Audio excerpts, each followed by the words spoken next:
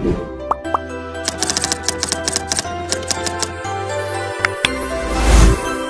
يهد الله فلا مضل له ومن يضلل فلا هادي له أشهد أن لا إله إلا الله وحده لا شريك له وأشهد أن محمدا عبده ورسوله لا نبي ولا رسول بعده اللهم رب اشرح لي صدري ويسر لي أمري واhlul 'uqdatam min lisani yafqahu qawli. Bapak Ibu jamaah salat Maghrib dan salat Isya yang dirahmati Allah Ta'ala, bersyukur kita kepada Allah Subhanahu wa Ta'ala atas iman yang Allah anugerahkan ke dalam hati kita. Kemudian Allah gerakkan hati serta anggota badan kita untuk melaksanakan kewajiban yang baru sudah kita lakukan, yaitu solat maghrib yang kita tunaikan dengan cara berjamaah. Semoga Allah senantiasa membuat kita menjadi hamba yang istiqamah di jalannya yang lurus, di jalannya yang benar, diselamatkan sampai di akhirat nanti. Amin ya rabbal alamin. Kemudian juga bersalawat kita kepada Nabi Muhammad sallallahu alaihi wasallam. Allahumma salli ala Muhammad wa ala alihi wa sahbihi ajmain. Semoga juga kita senantiasa berada sebagai umatnya, sebagai pengikutnya yang nanti berhak mendapatkan syafaat dari baginda Nabi Muhammad sallallahu alaihi wasallam. Pada kajian yang kita rutinkan terkhusus untuk tema kita pada malam hari ini, insyaallah melanjutkan kajian yang ada di dalam kitab himpunan putusan tarjih, di mana kita masih berada pada awal kitab itu. InsyaAllah pada malam hari ini kita masuk kepada rukun yang pertama yang perlu dan penting bagi umat ini, bagi agama ini, yaitu rukun iman. Sebagaimana itu adalah salah satu rukun agama yang tiga yang disampaikan oleh Nabi kepada malaikat Jibril berdasarkan pertanyaan dari malaikat Jibril sebagai pembelajaran, sebagai ilmu dan sebagai pengetahuan bagi umat muslim dan umat Nabi Muhammad seluruhnya, bahwasanya ada tiga rukun yang penting yang harus dimiliki oleh seorang yang beragama. Apabila rukun ini kurang atau tidak terlaksana, maka belumlah mereka disebut sebagai seorang yang beragama. Apa rukun tersebut? Yang pertama adalah rukun iman, yang kedua adalah rukun Islam, dan yang ketiga yang disebut dengan ihsan, yaitu iman, Islam dan ihsan. Dan kemudian kita masuk kepada rukun yang pertama, di mana dalam hadis itu disebutkan oleh Nabi kepada malaikat Jibril berdasarkan pertanyaan malaikat Jibril, bahwasanya iman itu ada 6. Antu'mina billahi wa malaikatihi wa kutubihi wa rusulihi wal yaumil akhir wa tu'mina bil qadri khairihi wa syarrihi. Bahwasanya iman itu adalah engkau mengimani atau beriman kepada Allah Ta'ala, beriman kepada malaikat-malaikatnya, beriman kepada kitab-kitabnya, beriman kepada Rasulnya, beriman kepada hari akhir, dan beriman kepada ketetapan atau qada dan qadar Allah Ta'ala. Ini adalah satu bagian dari rukun agama dan menjadi rukun satu yang penting dalam Islam yang kita sebut dengan rukun iman. Bapak Ibu jamaah yang dirahmati Allah Ta'ala, bukanlah masalah yang yang boleh kita sepelekan tentang iman ini, tetapi yang menjadi rukun ini atau disebut dengan rukun iman adalah pondasi bagi setiap muslim, atau pondasi yang harus dikokohkan dan dikuatkan oleh setiap orang yang beragama, terutama atau terkhusus kepada umat muslim.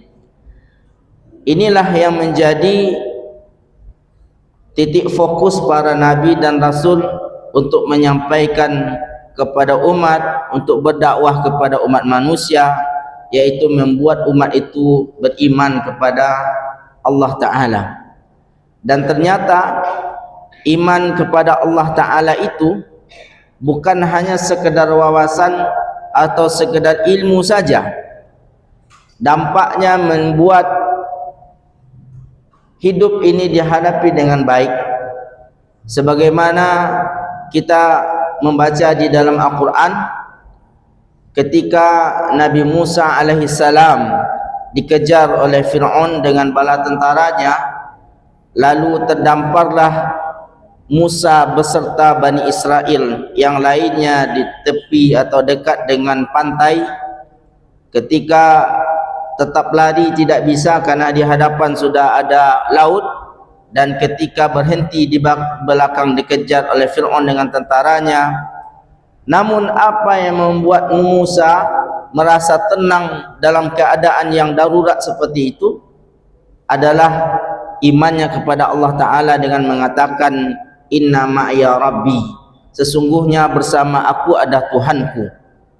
Maka iman yang luar biasa ini yang kita inginkan, sebagaimana juga Nabi Muhammad sallallahu alaihi wasallam ketika berada di dalam gua, lari dikejar atau ketika dikejar oleh orang-orang Quraisy di saat beliau akan hijrah ke Madinah, Nabi sallallahu alaihi wasallam bersembunyi di dalam sebuah goa bersama sahabatnya Abu Bakar radhiyallahu anhu.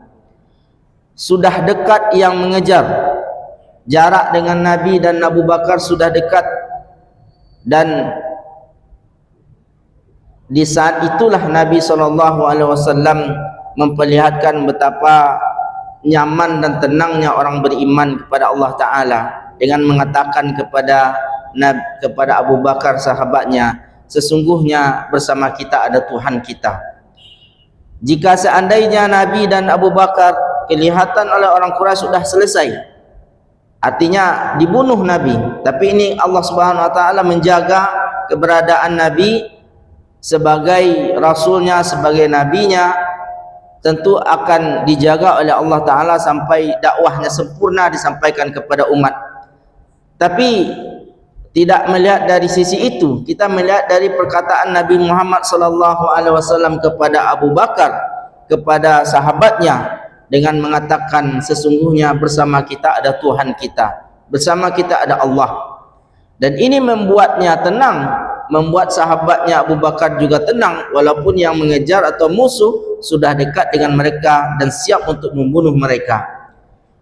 Dan hal-hal yang seperti itu dekat dengan masa-masa kita juga tidak sedikit, yang mana orang-orang beriman, para ulama atau orang-orang beriman yang memperlihatkan iman yang kokoh, tidak takut dengan siapapun, tidak takut dengan keadaan apapun lagi, ketika sudah terpatri di dalam hatinya sesungguhnya Allah Subhanahu wa taala bersama dengan dia. Maka iman inilah, atau tentang wawasan keimanan, mengantarkan kepada ketenangan dan kenyamanan seperti inilah yang harusnya kita tuju di dalam mempelajari iman pertama, yaitu iman kepada Allah Ta'ala. Dan tidak boleh juga pengetahuan tentang keimanan ini membuat seorang yang belajar menjadi sombong. Dia belajar merasa lebih banyak pengetahuan dan lebih benar ilmunya daripada yang lain, menyebabkan dia sombong. Karena ada juga orang berilmu, orang yang beribadah itu yang sombong, yang ditegur oleh Allah Ta'ala akhirnya, la yastankifal masihu ayyakuna abdan lillahi walal malaikatul muqarrabun wa man yastankif an ibadihi wa yastakbir fasayahsyuruhum ilaihi jami'a.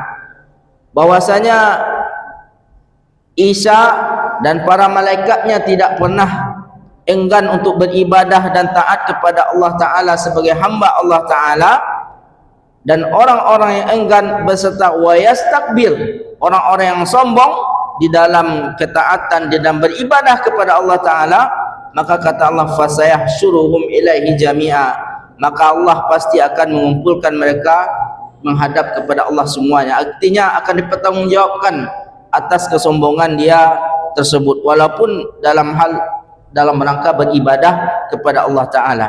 Lalu Allah sebutkan fa ammal ladzina amanu wa amilus shalihat fayuwaffihim ujurahum wa yaziduhum min fadlih wa ammal ladzina istankafu wastakbaru fayu'adzibuhum 'adzaban alima wa la yajiduna lahum min dunillahi waliyyan wa la nasira.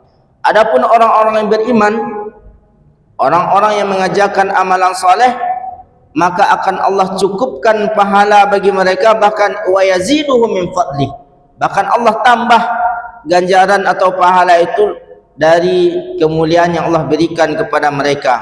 Wa ammal ladzina istankafu wastakbaru, adapun orang-orang yang enggan dalam menyembah kepada Allah dan sebaliknya orang-orang yang terlalu sombong dalam beribadah kepada Allah, fayu'adzibuhum 'adzaban alima wa la yajiduna lahum min dunillahi waliyyan wa la nasira, maka Allah akan mengazab mereka dengan azab yang pedih dan mereka tidak akan mendapatkan pelindung atau penolong selain daripada Allah Ta'ala.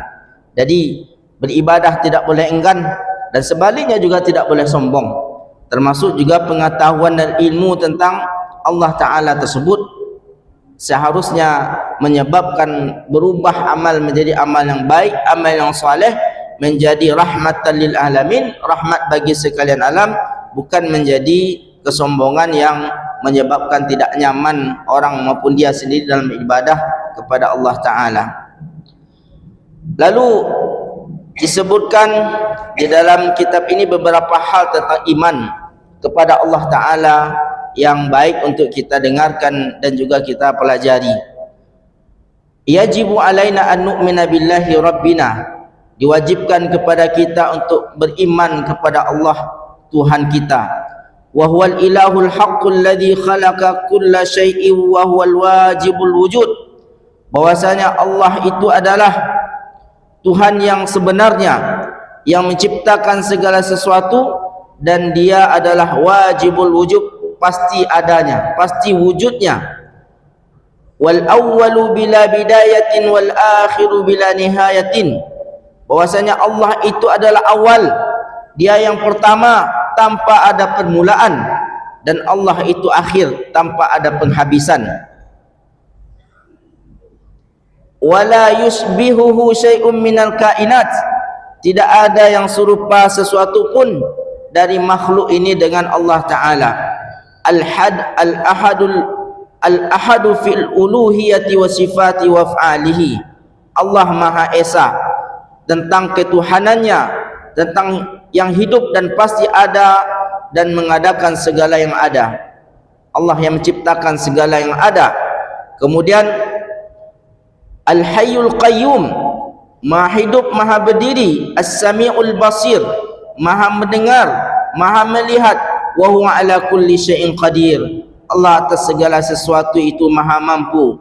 Innama amruhu idza arada syai'an ay yaqula lahu kun fayakun, bahwasanya Allah Ta'ala jika menginginkan sesuatu cukup baginya untuk mengatakan ada, maka akan adalah sesuatu itu dengan segera. Wa huwa alimun bima yaf'alun, Allah Maha mengetahui dari semua yang dikerjakan oleh makhluk-makhluknya. Jamaah rahimakumullah, jamaah solat maghrib dan solat isya yang dirahmati Allah Ta'ala, ini tentang iman yang disampaikan oleh para ulama kita dalam kitab ini, bahwasanya wajib bagi setiap mukmin, bagi setiap manusia untuk beriman akan keberadaan Allah Ta'ala. Iman yang membawanya kepada ketenangan, iman yang kokoh yang menyebabkan dia merasa aman dengan imannya tersebut.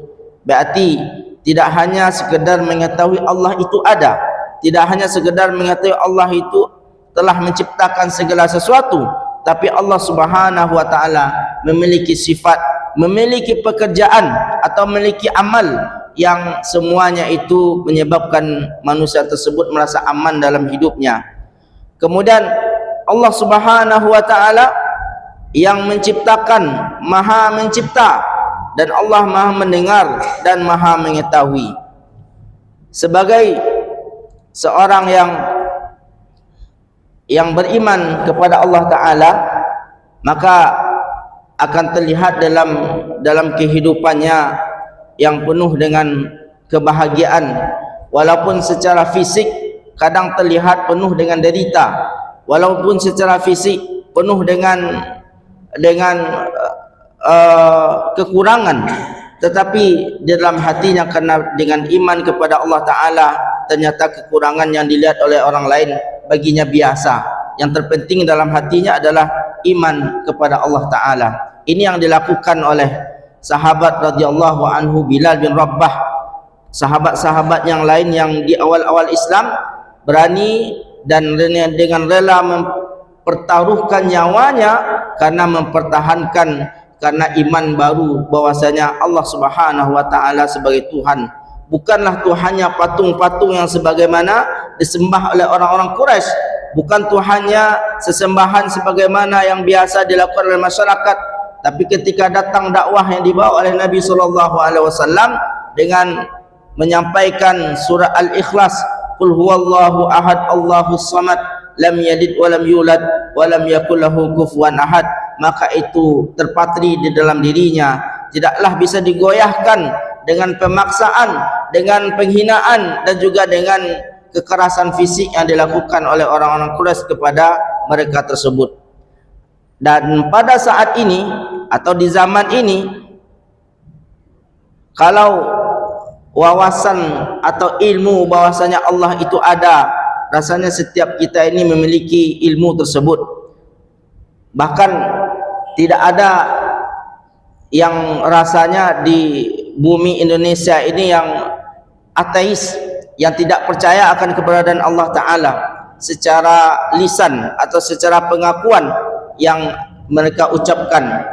Tetapi bisa saja dalam kegiatan, dalam praktek, dalam keseharian yang mereka lakukan, ini adalah perbuatan orang-orang teis, seperti tidak percaya Allah itu ada, seperti tidak percaya Allah itu memperhatikan dan mencatat segala yang mereka lakukan. Ini terlihat dalam perbuatan mereka, dalam keseharian mereka. Walaupun ketika ditanya masing-masing, apakah kalian percaya Allah itu ada, maka mereka akan menjawab, pasti menjawab Allah itu ada.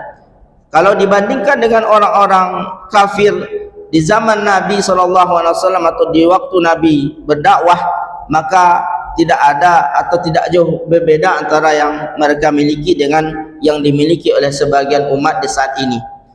Seharusnya sebagai seorang beriman, dengan mengetahui Allah itu Allah Subhanahu wa taala Al-Basir, As-Sami', maka tentunya dia berhati-hati ketika melakukan kesalahan, dia berhati-hati melakukan kekhilafan.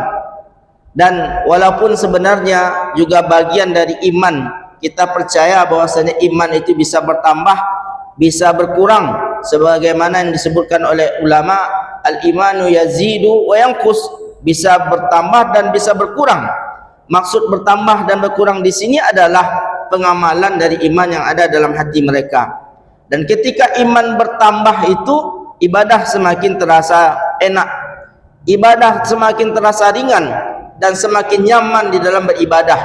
Bahkan orang yang imannya bertambah memperbanyak ibadah-ibadah sunnah yang kadang terlihat oleh orang lain luar biasa. Tidak mungkin saya melakukannya, tidak mungkin dilakukan rasanya, tapi bagi mereka yang sudah bertambah imannya, bagi mereka biasa untuk melakukannya. Seperti sepanjang malam dia bertahajud, setiap siang atau sepanjang siang dia berpuasa, maka orang-orang seperti ini mudah-mudahan dalam keadaan iman yazidu, mereka bertambah imannya dengan ketaatan yang diberikan atau ketaatan yang dilakukannya. Kemudian bisa berkurang, wayangkus, berkurang dalam artian apa? Amalannya, amalan yang seharusnya bisa diperbanyak, amalan sunnah diperbanyak, ternyata dia tidak lakukan itu, dia hanya melakukan yang wajib saja. Maka ini yang bukan makna yang khusus itu dia meninggalkan yang wajib, atau karena yang khusus itu dia melakukan yang haram, tetapi hanya sekedar tidak banyak melakukan yang sunnah, kemudian hanya mencukupkan diri melakukan yang wajib saja, maka ini di level yang khusus yang dimaksudkan oleh para ulama. Tapi kalau sudah sampai kepada meninggalkan yang wajib atau mengerjakan yang haram, ini tidak hanya yang khusus, ini adalah iman yang hilang, yang tidak ada pada dirinya pada waktu itu, iman yang tidak sempurna, sebagaimana dikatakan oleh Nabi SAW, bahwasanya tidaklah seorang mukmin sedang mencuri, tidaklah seorang mukmin mencuri kecuali ketika mencuri dia tidak beriman, imannya lagi. Tidaklah seorang mukmin itu bermaksiat, berzina, kecuali ketika berzina itu imannya tidak ada. Artinya imannya lepas dari dirinya ketika melaksanakan yang haram, melakukan yang haram, dan lepas dari dirinya iman ketika meninggalkan yang wajib. Lalu bertambah dan berkurang itu adalah dalam hal memperbanyak amal saleh, amal-amal yang sunnah, dan berkurang dalam rangka atau dalam keadaan tidak banyak melakukan hal-hal yang sunnah, atau tidak berbanyak hal-hal yang dianjurkan ketika dia sebenarnya mampu melakukannya.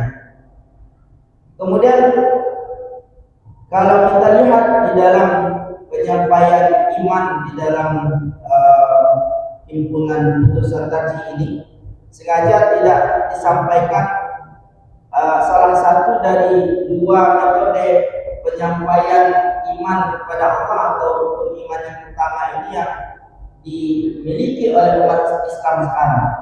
Yang pertama, penyampaian tentang iman itu berfokus kepada ada 3 pembagian iman, yaitu iman rububiyah, uluhiyah, dan juga yang ketiga asma wa sifat. 3 dasar iman.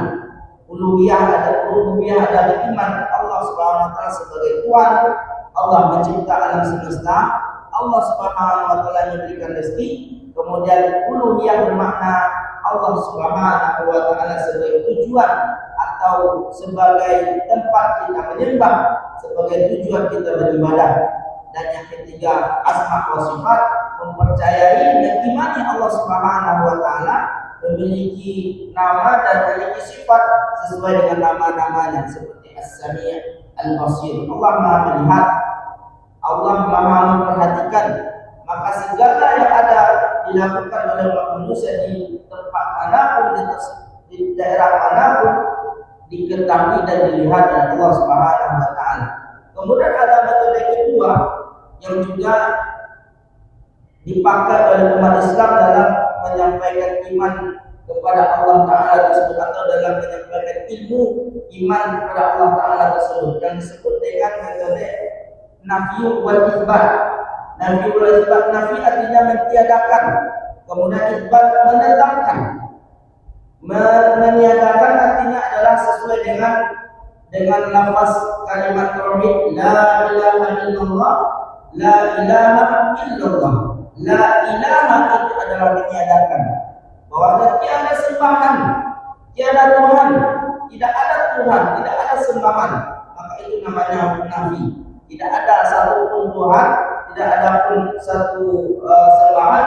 Kemudian ada keduanya rukun kedua isbat.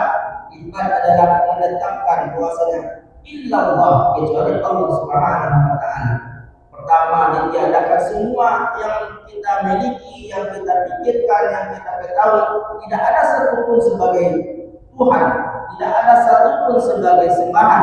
Kemudian ditetapkan kecuali hanya satu saja, yaitu Allah Subhanahu wa taala. Maka ini adalah tingkat akidah atau tauhid an-nafi wal itsbat, menafikan yang lain dan menetapkan Allah Subhanahu wa taala sebagai tempat sembahan, sebagai tujuan kita beribadah. Kemudian sebagai seorang yang beriman, ternyata keberadaan iman bertambah dan berkurang ini terjadi dan kita bisa mengalaminya. Kalau kita melihat Al-Quran Karim memang perlu ada untuk waktu memperbaiki, mempercantik dan memperbagus iman itu. Sebagaimana isyarat dari surah Al-Asr. Allah Subhanahu wa taala berfirman, "Wal 'asri", demi masa kata Allah, "Innal insana lafi khusr", sesungguhnya manusia itu semuanya dalam keadaan merugi. Kemudian dikecualikan oleh Allah, illal ladzina amanu, kecuali orang-orang yang beriman.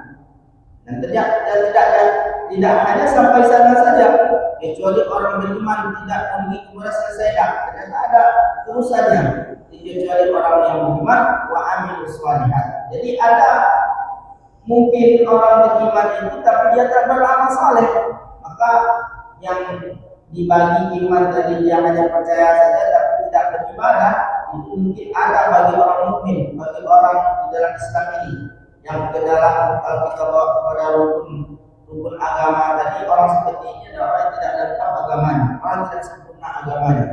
Kadang masih disebut juga mukmin sebagaimana dalam ayat ini, illal ladzina amanu, kemudian wa amilus shalihat, kecuali orang-orang beriman dan dia juga beramal saleh.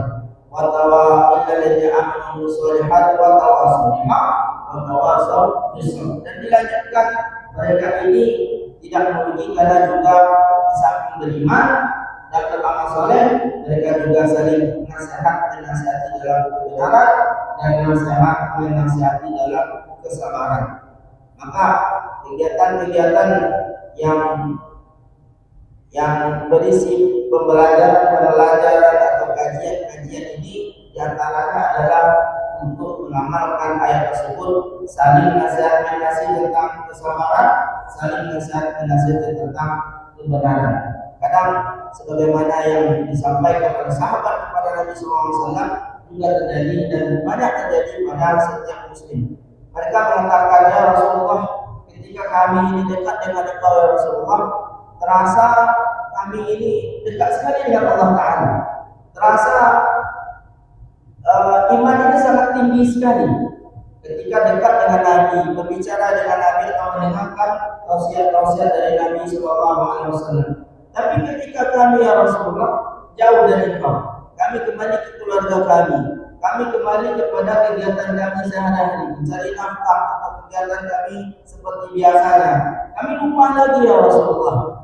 Maka apa kata Nabi? Komentar Nabi kepada mereka yang mengatakan seperti itu, "Sekiranya keadaan kalian selalu seperti dalam keadaan ketika dekat denganku, artinya iman yang tinggi, iman yang kuat sebagaimana keadaan mereka dekat dengan Nabi SAW, seperti itu terus menerus, maka malaikat sendiri juga akan takjub. Malaikat sendiri akan iri. Jadi dalam makna takjub, luar biasa ini manusia bisa seperti itu. Ternyata memang setiap manusia itu tidak ada yang selalu imannya tinggi seperti yang dikatakan oleh sahabat tersebut. Ada masa-masanya mereka itu sibuk, kemudian ada yang terlupakan, ada yang khilaf. Maka di sini Allah Subhanahu wa taala mengatakan wa tawassaw bil haqq wa tawassaw bis sabr. Dan sahabat mengatakan, tidaklah di antara kami itu bertemu satu dengan yang lainnya kecuali kami menyempatkan diri untuk membaca ayat ini terlebih dahulu. Agar mereka selalu melakukan nasihat-menasihati dalam kesabaran, saling nasihat-menasihati dalam kebenaran, sehingga iman mereka diperbaharui. Iman mereka diingatkan kembali kepada keberadaan Allah Subhanahu wa taala. Maka sebagai seorang muslim perlu selalu memperbaiki imannya kepada Allah Ta'ala dengan cara menasihati, dengan cara beribadah. Sebagaimana iman itu bertambah dengan ibadah, maka perbanyak ibadah. Ketika yang terjadi adalah berkurang amal soleh atau tidak banyak melakukan yang sunnah-sunnah, ini masih dimaafkan, masih dalam keadaan iman yang bermasalah, tapi masalah tidak besar. Tapi kalau seandainya seorang mukmin, seorang muslim, masalahnya adalah sudah meninggalkan yang wajib seperti yang katakan tadi sudah mengerjakan yang haram, yang diharamkan oleh agama, maka pengobatannya tidak hanya dengan sedikit saja, tapi pengobatannya bertobat kepada Allah Ta'ala, kemudian menyadari bahwasanya dia sudah melakukan kesalahan besar. Jika dia tidak bertobat, maka tidak berbeda keadaannya seperti orang yang belum beriman, karena dia telah meninggalkan rukun dalam agama ini, yaitu rukun melaksanakan rukun iman, melaksanakan rukun Islam, dan yang ketiga melaksanakan yang namanya ihsan. Ta'budallaha ka'annaka tarahu fa in lam takun tarahu fa innahu yaraka. Dalam kesehariannya yang merasakan atau menghadirkan Allah Subhanahu wa taala dalam hidupnya, di dalam aktivitasnya. Ketika dia berbicara, seakan Allah memperhatikan pembicaraannya. Dia duduk seakan-akan Allah duduk bersama dengan dia. Kalau seandainya dia bersama keluarga, dia seakan-akan dipersaksikan ada Allah Subhanahu wa taala bersama dengan mereka pada waktu itu. Ini disebut dengan tingkatan yang terakhir, tingkatan yang tertinggi adalah ihsan. Ta'budallaha ka'annaka tarahu fa in lam takun tarahu fa innahu yaraka. Dan ini dicapai ketika iman yang menjadi fondasi yang pertama ini, yaitu iman kepada Allah Ta'ala, sudah sempurna dimiliki oleh seorang hamba tersebut. Maka perlu dia membaca, perlu mendengar, perlu mentadabburi, dan perlu menambah imannya kepada Allah tersebut, sehingga hari dalam kesehariannya merasa dibersamai oleh Allah Ta'ala. Maka akan lahir setelah itu disebut dengan muraqabah, merasa diperhatikan oleh Allah, merasa diawasi oleh Allah Ta'ala. Kemudian akan lahir setelah itu juga yang disebut dengan tawakal, karena Allah memperhatikannya, Allah membersamainya, maka dia akan bertawakal. Segala urusan yang dia hadapi, segala permasalahan yang dia hadapi, dikembalikan kepada Allah Ta'ala. Akan dia tawakalkan kepada Allah Ta'ala, karena masalah itu pasti ada, termasuk juga masalah dengan keluarga, masalah dalam masyarakat, atau juga masalah di dalam dirinya sendiri. Tawakalkan untuk diselesaikan oleh Allah Ta'ala. Kalau kita lihat permasalahan-permasalahan terjadi seperti di dalam surat At-Talaq yang berbicara tentang talak, seorang suami mentalak istrinya, yang mana di dalam ayat itu atau dalam surah itu sebenarnya adalah kita kepada Nabi Muhammad SAW, ya ayyuhan nabi, tetapi isinya atau maksudnya adalah kepada umat Islam seluruhnya, bahkan kepada umat manusia seluruhnya, di mana ayat itu bercerita tentang bagaimana mentalak. Kalau ingin mentalak istri, bagaimana caranya. Kalau ingin ada larangan-larangan waktu untuk mentalak, disampaikan oleh Allah Ta'ala di dalam ayat itu. Dan ada yang berbiasa di ayat itu, yaitu Allah sampaikan, wa may yattaqillaha yaj'al lahu makhraja wa may yattaqillaha wa yarzuqhu min haitsu la yahtasib. Dalam ayat atau berbicara tentang masalah keluarga, Allah Subhanahu wa taala menyampaikan juga pesan itu bertakwa kepada Allah. Lalu ketika bertakwa kepada Allah, apa terjadi? Allah yaj'al lahu makhraja, Allah jadikan, mencarikan jalan keluar dari permasalahan-permasalahan yang dia miliki. Artinya di sana dalam masalah keluarga pun, ketika bertawakal kepada Allah Subhanahu wa taala, Allah hadirkan, Allah berikan solusi dari permasalahan tersebut yang mungkin mereka atau keluarga ini tidak mampu mencari jalan keluar. Sudah sempit, sudah mentok, sudah tidak ada lagi jalan keluar. Tetapi ketika dihadirkan rasa tawakal kepada Allah Ta'ala, maka apa kata Allah? Yaj'al lahu makhraja, Allah hadirkan jalan keluarnya. Sebagaimana tadi Nabi Musa alaihissalam sudah sampai di tepi laut, tidak ada lagi jalan keluar, tidak ada lagi cara untuk lari dari kerajaan Fir'aun dan tentara-tentaranya, tapi dihadirkan tawakal kepada Allah atas imannya yang luar biasa yang diajarkan kepada Bani Israel, maka hadir juga ketenangan dalam dirinya. Dan akhirnya Allah Subhanahu wa taala memberikan makhraja juga kepada Nabi Musa alaihissalam dengan dibelah laut yang sebelum ini belum pernah terjadi, yang sebelumnya tidak pernah dibayangkan oleh Nabi Musa alaihissalam, tapi ternyata dengan mudah dia menyeberangi laut tersebut dengan keadaan laut terbelah, dengan dilemparkan tongkatnya ke laut maka laut terbelah. Begitu juga Nabi Muhammad SAW sudah berada di kaki atau dekat sekali dengan orang-orang mengejarnya, hadir tawakal kepada Allah Ta'ala, ternyata orang itu bisa saja tidak melihat Nabi SAW, tidak melihat Abu Bakar radhiyallahu anhu yang ketika yang mencari menolehkan sedikit matanya ke bawah atau menundukkan matanya wajahnya ke bawah akan melihat Nabi SAW berada di dalam goa, tetapi hadir di sana perlindungan dari Allah Ta'ala, hasil dari tawakal mereka kepada Allah Ta'ala. Maka ini yang membuat Nabi dan Abu Bakar selamat. Itu juga bisa terjadi kepada seluruh umat Nabi Muhammad, dan tidak tertutup kemungkinan juga terjadi kepada masing-masing diri kita. Hadir takwa, hadir tawakal, maka permasalahan apapun yang terjadi Allah Subhanahu wa Ta'ala jadikan atau berikan makhraja, tempat keluar. Allah carikan solusi yang mungkin solusi itu belum pernah terbayangkan, yang belum pernah diprediksi, yang direncanakan, tetapi Allah hadirkan dalam rangka memenuhi atau dalam rangka suka kepada orang yang bertawakal kepadanya, kepada Allah Ta'ala. Dan iman yang kita inginkan, iman kepada Allah, adalah iman seperti ini yang berpengaruh dalam hidup kita sehari-hari, baik berpengaruh kepada rasa, kepada perasaan, atau kepada emosional kita dalam kehidupan sehari-hari, atau berpengaruh juga kepada perbuatan kita, bagaimana berinteraksi dengan keluarga, dengan masyarakat, dengan muslim yang lainnya. Itu adalah interaksi yang dihasilkan dari iman kepada Allah Ta'ala.